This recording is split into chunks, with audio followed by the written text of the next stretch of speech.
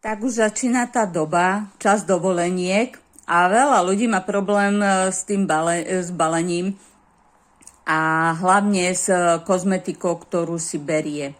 Pretože väčšinou sú to tekuté veci a keď napríklad ideme na dovolenku lietadlom a len príručnú batožinu, tak tam je obmedzené akože mililitre.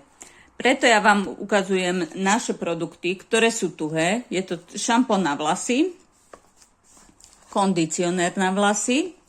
Tu mám tuhé mydlo, ktoré môžem používať aj namiesto sprchového šampónu a pracie plátky, ktoré si môžem zobrať aj takéto celé balenie, alebo len takto zo pár kusov, ako potrebujem. Takže mi to nezoberie veľa množstva a opalovací krém, ktorý 50